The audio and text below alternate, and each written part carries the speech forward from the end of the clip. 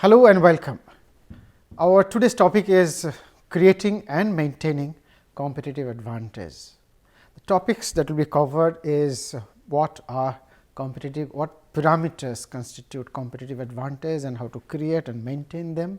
We will be briefly talking about Porter's 5 forces model of competition, and also effectuation is another model for selecting business model to gain competitive advantage based on your immediate resources available under your disposal. So, what is competitive advantage? Competitive advantage are the skills necessary to outpace your rivals, meaning you would like to remain ahead of your rivals in terms of acquiring customers, in terms of gaining growth, sustaining business.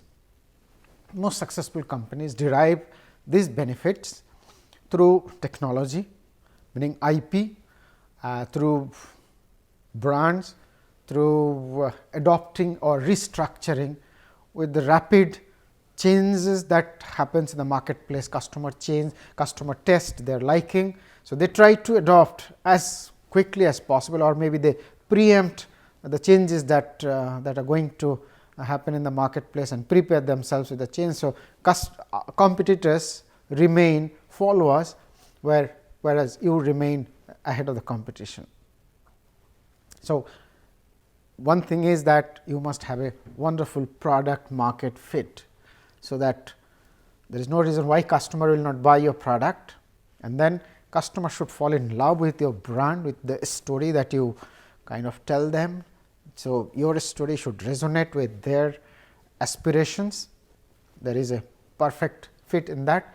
Create unique competencies. We will be talking about core competencies that gives huge capability in manufacturing, capability in cost cutting, capability in maintaining customer relations, etc., etc. So, factors normally regarded as responsible for competitive advantage, or factors that you try to improve to gain competitive advantage. This list is by no means comprehensive. There are many more, but I just picked up some of them which I liked, and they are not in any particular chronology or order, but just randomly distributed. First is entry barrier, meaning you are in the business and you want that other potential or would be entrepreneur should not find it easy to enter into your marketplace. So, you kind of try to create an entry barrier against entrance from outside. So, you want to protect your market. Scalability, meaning your business should scale as quickly as possible, because we have discussed something called crossing the chasm, meaning that acquiring some customer at the beginning, like innovator kind of customer or early adopters, maybe slightly easy, because these are the people who like to experiment with new products. But then moving from early adopters to early majority is a huge difficult phase. So, they call it chasm or turbulent or say twister or something. So, it is very difficult to cross. So, unless you have some model, some plans to move to the next level, the business will not scale. So, business has to be scalable, otherwise the business fall into the valley of death. Pricing power, meaning that you can increase the price without the fear of losing some of the customers. How can you create that? You have to have loyal customers. They will buy your product no matter what, even if they will not mind, even if the price goes up a little bit. So, whenever input cost goes up, you are kind of safe. You can safely pass on the increased price, or say increased duty, government taxes or anything to the customer without the fear of losing them.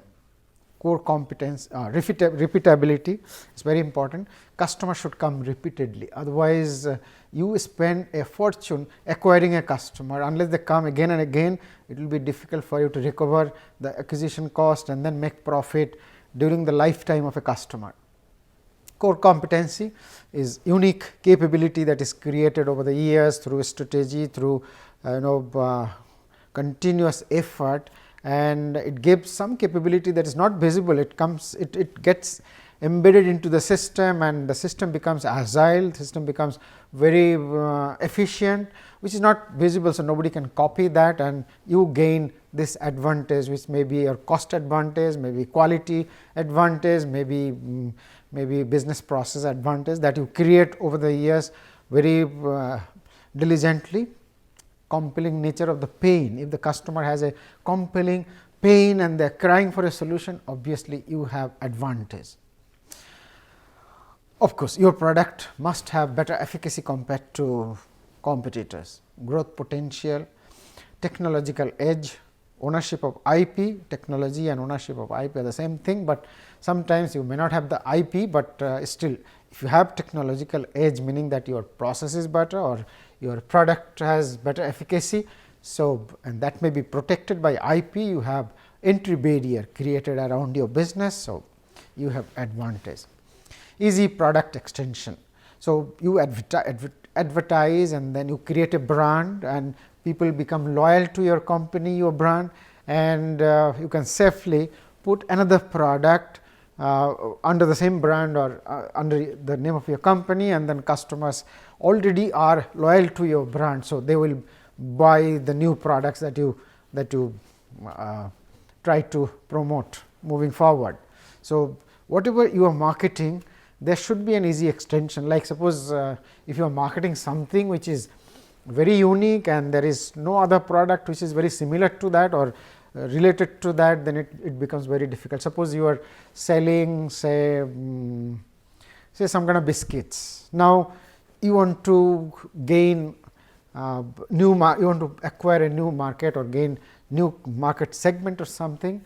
Now, suppose you introduce an organic variety of biscuits. So, you are already known to the market that you have a wonderful brand and customers trust your quality, your honesty, integrity, your ethical standard. So, once you have created that, now you introduce a new product, customer will not hesitate to buy even at a higher price. You tell them that this is organic, organic itself has a value, but then organic by any Tom, Dick, Harry may not be bought by customer, may not be accepted. But if you have a brand presence, particularly in food industry, unless you have you do not have a brand presence and you introduce a new product, people will remain apprehensive. Logistic advantage, meaning if you have if you are a manufacturing company, you are located close to raw material sources, or maybe you are within the marketplace where you are close to the market. Great brand with loyal followers, we have discussed that. So, entry barrier, just talking a little bit about them, because we have already discussed, time is of the essence. So, we will not dwell in at length. So, technological edge, economies of scale and cost advantage thereof. Suppose you have a huge manufacturing capability. So, per unit cost is going to be low, because your overhead cost will be distributed among many number of units. So, you will have a cost advantage. Brand loyalty, these are superimposition of some of the points, but that is how you create entry barrier. Geographical barrier, meaning that you are present say at particular point where the market is. Now, suppose you are manufacturing cement, which is voluminous and transportation is a huge cost. Now, suppose you are present in a particular city. So, another company whose manufacturing unit is elsewhere, they will not be able to market their product in this city where you are present, because of the geographical advantage, because you do not have to carry the product to another city, maybe say 100 kilometers away. So, this is how geographical barriers can be created by remaining present close to the marketplace. There may be many more. Access to strategic resources, like suppose you are manufacturing aluminum, you have access to bauxite mine, this is strategic resource. So, you have a natural advantage. If not, then you will be at the mercy of the suppliers, and then you lose. Means if anybody wants to depend on third party supply, then he or she or that business will not have this advantage, and you create entry barrier through the license that you gain from the government. Product differentiation, meaning if your product, you are in the market segment where other companies are there, but you create some kind of you introduce some kind of features that are critical for the customers, a subgroup of the customers, and they value that particular feature greatly. So, you create product differentiation targeting this particular audience, and they won't buy another product because that particular feature may not be there. So, that is how you create product differentiation and gain competitive advantage, create kind of entry barrier. The degree of firm concentration, meaning how thickly there are competitors present. So, if there are very thickly present, then there is no barrier, but if there are thinly present, then you can create barrier. Capital requirement, meaning that if that is very specific to particular business, like I mentioned about cement or steel or say power plant, wherever means these companies are capital intensive, meaning that it requires a lot of initial capital. These are sunk cost. Once invested, you cannot sell that and realize that. So, these kind of businesses because they require huge capital investment, new entrant will not usually venture into that because they will not feel comfortable, because in case they are not profitable, then the entire money is sunk. So, that has some advantage for the existing incumbent. Customer switching cost, meaning that suppose you are selling water filter, suppose it is say AquaGuard or some other filter. So, now once you sell the filter, then on an annual basis you sell them cartridges. So, these cartridges are not adaptable to other filters. So, for customer to go to another company, there is a huge amount of switching cost, because the initial money that they have invested is a sunk cost, and they cannot recover that by switching to another company unless they give some kind of an exchange model or something. Access to distribution channel, like Flipkart, they have e-cart. So, it is a natural access. You can talk to Indian postal department to create that advantage. Government policy is another one.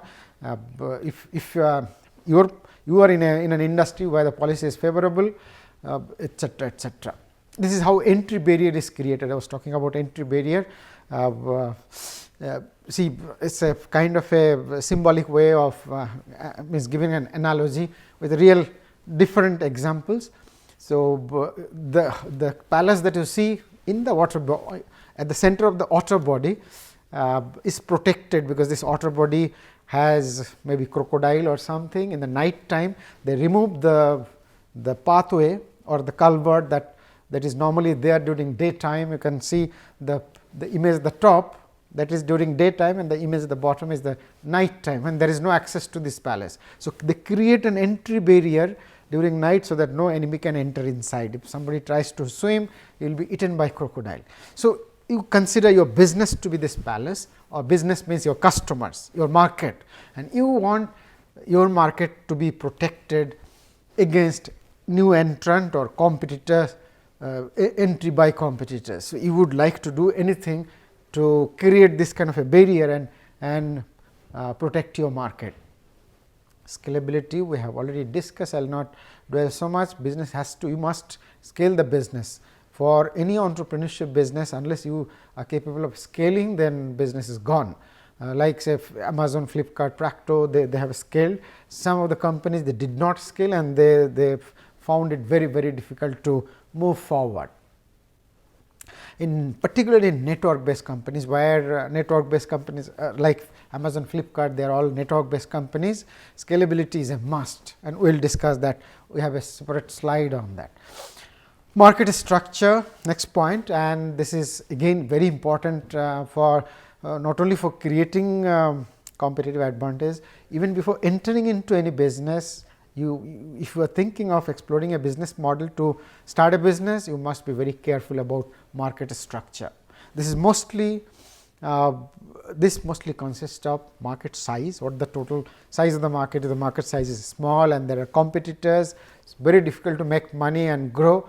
The present market growth, if the market is growing fast enough, good, and the future growth potential. Whatever is the present growth, market must grow in the future. So, you must have some kind of insight that the market is going to grow, because you are a new entrant, you have to capture customer, maybe snatch customer from existing players. So, unless the market is growing, you will find going very difficult. the number of firms, and number of firms are many, definitely it's not a good market structure. Market share of largest firm, if the largest firm has something like 70-80% market and the remaining small percentages are shared by many, you are going to be a small player in a small segment, a small portion of the market. It's not good. So, there should not be many dominant player. The succinct message is that demand supply gap, there should be more demand than supply. The cost structure, if it is capital intensive, your overhead cost is going to be very high. The cost structure is more fixed cost, less variable cost. So, one has to be very careful in a capital intensive business where overhead cost is very high. Unless the volume is very high, it is not wise to enter into the business, because realizing the fixed cost itself means reaching break even. We will talk about break even in a different session, is going to be very difficult. The degree to which industry is integrated, forward, backward integrated, the industry is highly integrated and you are catering, you are present only in a small part of the value chain, starting from raw material, then finally the finished product, you are just catering to a small part, it is very difficult to sustain. So, you need to be integrated. So, means having integration at the beginning itself is going to be very difficult. So, that is not a good market structure. The extent of product differentiation, if everybody is offering some kind of differentiation in product, and if you are not capable of identifying a new niche, a new differentiation in your product, it is going to be very difficult. So, if the products are not very differentiated, and if you find that you can come up with a differentiation and that can be unique, some customers will be taking that as a unique value proposition, then it is a good proposition. Customer turnover, how quickly customers are changing over from one brand to another brand, or are they too loyal to brand, then it is very difficult. If they are not, they are switching casually, quickly, it is a fine market for new entrant. Then you create brand and make them loyal to your brand. There will be huge potential. Market types, this is a very brief discussion. A detailed discussion should be detailed knowledge should be gathered from good economics book. So, I am just giving you only 3 types of market. There are many other types of market. One is monopolistic, oligopolistic, perfect competition. Monopolistic is almost a single company offering a single product to the entire segment. So, they have huge pricing power, because whatever price they command, people are going to buy, because there is no other competing product. Normally, their products are simple and pricing power is very high. Entry barrier also is very high, because they must have acquired or developed a new technology, new product that others were not capable of. That is why perhaps they have this monopoly, or they have access to strategic resources like mine or something else that prevents others from entering into the market. Oligopolistic, there are small number of companies, and every company is offering something like a differentiated product or maybe similar product. Differentiation is not so important, and the barrier to entry is high, because these oligopolists who are small in number, but they are always in syndicate, or they collude among themselves, like they create group, means they themselves are group, they work in group, and whenever they intend to increase the price, they will consult each other and increase the price. This is not legally tenable, means government comes heavily, this is not good for consumers. That is why it is not allowable, permissible, that any different companies colluding among themselves and increasing the price. So, oligopolists like say cement. So, there are few cement companies, there are micro cement companies, bearing from them there are few cement major companies with a countrywide logistic or distribution network, supply chain. So, if they want to increase the price, perhaps they can discuss among themselves and increase. So, they kind of have huge pricing power. Perfect competition is where there are a lot of companies and there is no product differentiation, everybody sells almost similar product. So, there is not much of switching cost for the customer. Out of these 3, monopolistic companies, they are price giver, meaning that they dictate the price. Oligopolists also dictate the price, whereas perfect competition market, here the businesses cannot dictate price. If somebody increases the price, the others, he or this company will lose market, meaning customers will switch to some other product. So, that this for perfect competition, that is the problem, and margin also is very low, meaning profit is less, whereas monopolist, they have huge profit because they always have pricing power. Pricing power is the capacity to increase price without affecting level of customers' demand for the product. To discuss that. So, the ability to raise prices is one of the most important characteristics, because whenever market situation is not so good, meaning input costs are high, you can pass it over to the customer and maintain your profit. So, your business becomes sustainable. So, that is why pricing power is something that every company looks toward. Here is a wonderful and interesting example of pricing power.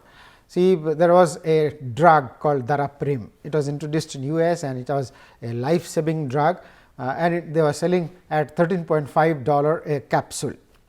Then some guy suddenly realized that because these capsules are life saving and there is no competitor in the marketplace, he took over this company, and next day he priced it at $750 a capsule, and no customer, he did not lose any customer, because this is a life saving drug and customers have to buy this. This came in the New York Times. So, there is no cook up or no manufacturing of this news, this is a news item. So, overnight one patient's total expenses for treatment went to hundreds of thousands of dollars. It is a huge increase, but then customer had no choice but to buy them. But remember, this is not, neither this is ethical.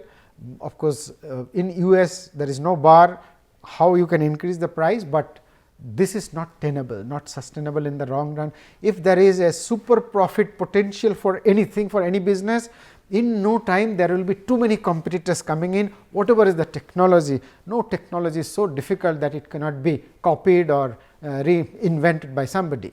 So, somebody will come up. Look at this, in July 2000, that was in 2015, in July a copycat, already FDA was trying to approve, or was in the process of approving a copycat which will be sold at $1. In India, that drug is available for 4 cents only. In Australia, school children came up with a new molecule that will cost something like $1. So, that is what one should be very careful about, pricing power and increasing the price really too much. Repeatability, meaning customers should come repeatedly. You incur huge cost in customer acquisition. Unless customers are coming repeatedly, then it is very difficult to recover that. How to do that? There has to be possibility of product extension. It has to be a business where you offer so many variety of products that customer will always have something to pick up. So, once they become a customer, you try to communicate them that I have this products. So, they will keep on clicking somewhere or the other during their birthday, during New Year's, during many other occasions. They are going to come back and buy from you. Eventually, you recover customer acquisition cost and eventually you make profit. Core competency is one of the most important competency. It was it was first introduced by C.K. Prahalad and Gary Hamel. C.K. Prahalad happened to be an Indian, but he was a professor in University of Michigan. He was, now he is no more. The core competence, and he was a management guru of his time. He was regarded as among the best management gurus. They came up with the idea of core competency. I think it came in 1995 in a publication. I do not remember the journal name. So, core competency, I think it came out in Harvard Business Review perhaps. So, core competency, how Prahalad explained, is an area of a specialized expertise that is the result of harmonizing complex streams of technology and work activity, meaning that you harmonize many capabilities, like how you handle your people, how you motivate them to be creative, how you make everything efficient, how everybody becomes quality conscious. So, everything together you gain some kind of capability that is a sum total of all the capabilities, all the efforts, all the strategy, all efficiencies together, gives you a unique capability that is called core competency, and it is not visible because it is a combination of so many things, and you do it not in a formula. There is no formula written somewhere. So, from outside no competitors will be able to understand as to what gave you these advantages. So, they will not be able to copy. That is the succinct message of explanation about core competency, but it is huge, and it is a wonderful thing to have. So, any company having core competency, they always enjoy a good competitive advantage. Easy product extension, because you create a brand spending a fortune. So, if you have another product, like you piggyback means you have one product, then put another product behind it, meaning the first product actually the pool, the loyalty that is enjoyed by the first product will carry the next product and the next product and the next. So, you keep on introducing new product. As your product reach to the saturation stage, you keep on introducing new product, and you have means you continue to enjoy the market. Introduce new products targeting the same segment, natural extension of logistic advantage, meaning it is the locational advantage, either close to the nearness to the customer, nearness to the raw material, etc., etc. Strong brand presence. We discussed about brand a huge for a long time in my earlier presentations. So, we will not dwell so much, but still brand actually connects customer emotionally with your company, your product, and then they become loyal, means they kind of become emotionally attached, and you continue to enjoy their loyalty, and they keep on buying your product. So, you must have a story which will resonate with customers' aspiration, their emotion, their sense of value, and then you create a wonderful bond. Like I gave an example of Huggies. Huggies actually told this story about skin to skin contact and the enormous advantage of that to the babies. Like the baby create some unique immunity, their vitals improves, they create bond with their parents, etc., etc. And Huggies, the name actually starts with hugs. So, everything together they told a story, and mothers became loyal to the brand.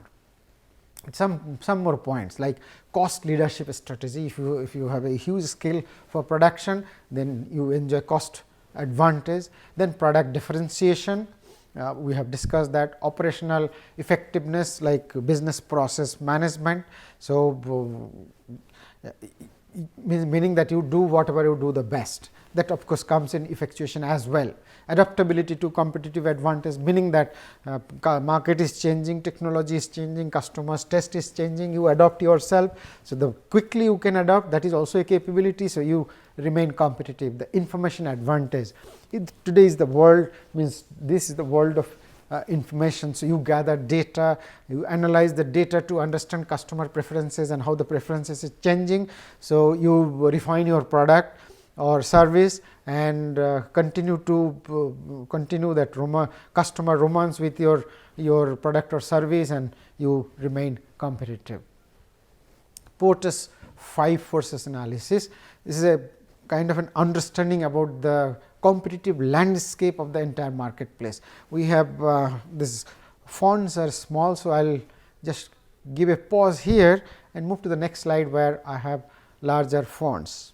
This is just putting everything together. So, this is the content just copy pasted. So, competitive. So, we have a horizontal forces, 3 horizontal forces, 2 vertical forces. Horizontal forces, the middle one is the competitive rivalry, meaning you are in a marketplace and you have competitors, existing competitors. So, depending on their strengths and weaknesses, your strength and weaknesses, you will define your competitive advantage.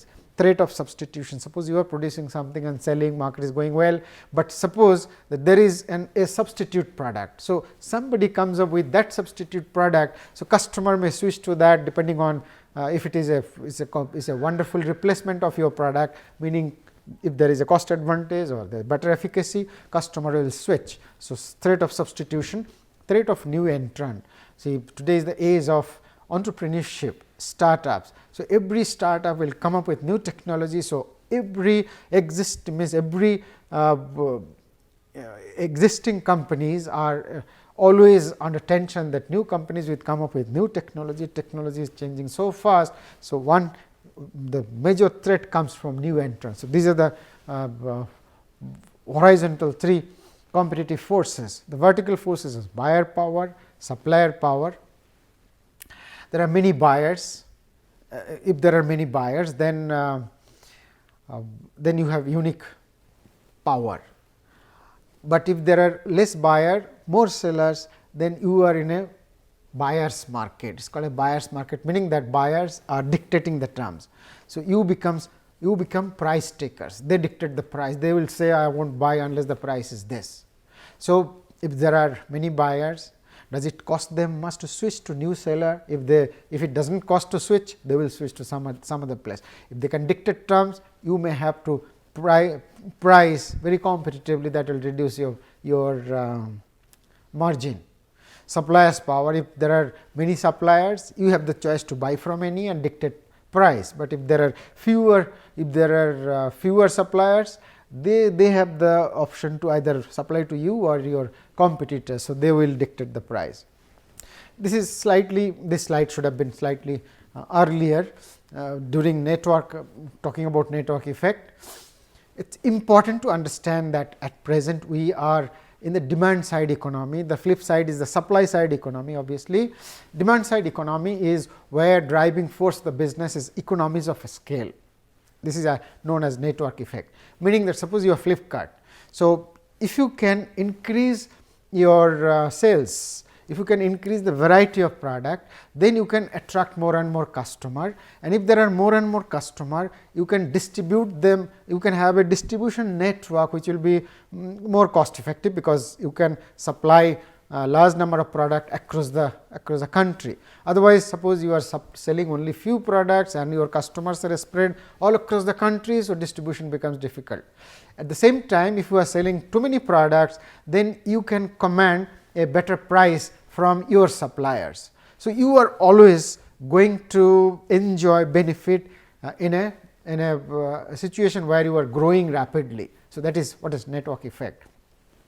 Firms that have large customer base can afford higher variety of goods and enjoy this benefit, and these companies can give higher satisfaction to customer, because they give variety of product, and because they buy in bulk. So, their cost of acquiring the goods are lower compared to others, and they can sell at a lower price. They can easily grow customer base. Supply side economy is again the competitive advantage, or the advantage is derived by putting up huge scale of production. If you are manufacturing in huge number, so your cost of production per unit goes down, and then you can entice your customer to buy more. So, you offer at a lower price, customers buy more, you gain market access, but this is not today's business. But of course, today's business is a combination of, many companies are very smartly combining the two and gaining advantage. So, let us move forward. We have already discussed this. Example will be, this will drive home the point in a better way. See, Amazon has two models. One is 1P model, another is 3P model. 1P means first party, wherein Amazon will acquire or procure all the goods from the vendors. They will buy the goods and keep that in their own warehouse, from where they will sell it in the same brand. So, customers will sell it to Amazon, title of the goods goes to transferred to Amazon, then Amazon sells whenever they like at whatever price they like. There is no influence of the vendor who supplied these goods. So, here vendor has limited pricing power, because if there is a huge demand by customers, vendors are not benefited, Amazon is benefited. At the same time, Amazon can sell product at a lower price, because they have procured the price at some negotiated price, they have procured the goods at some negotiated price, and they can now sell it at a margin whatever. Alternately, Amazon has another model, that is called peer to peer market model, where Amazon offer, the earlier one is the Amazon e-commerce site. The next one is peer-to-peer marketplace, meaning here you can post your product by yourselves.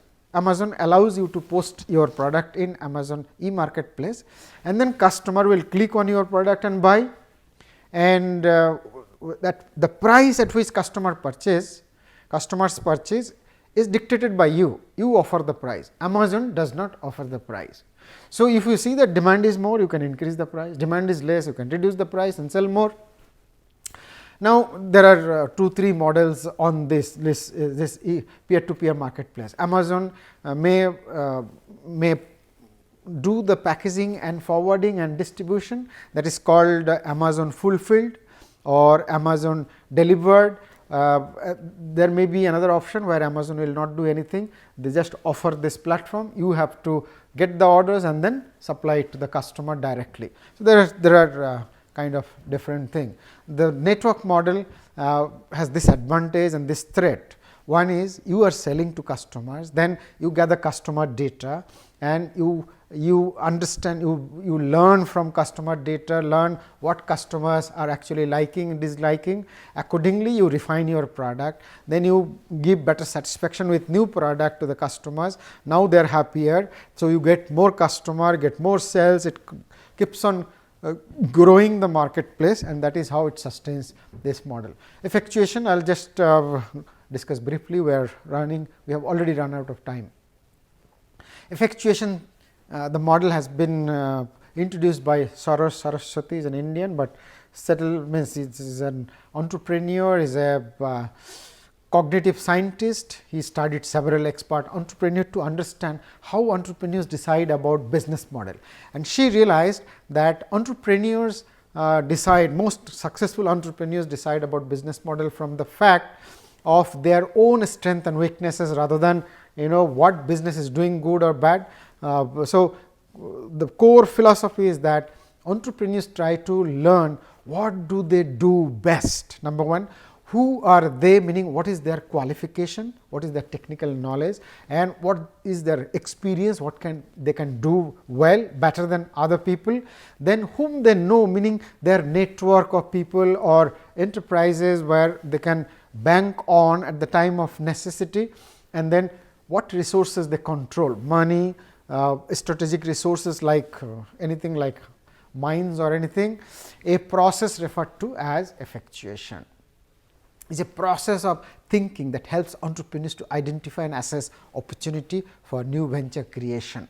It is a decision making principle for identifying business opportunities. Expert entrepreneurs, the same thing, who I know, what I know, etc. They are mindful of the affordable extent of loss. This is another important point I missed, that they try to estimate what is the potential loss, whether this loss is affordable. If the loss is huge, they will not venture into that business.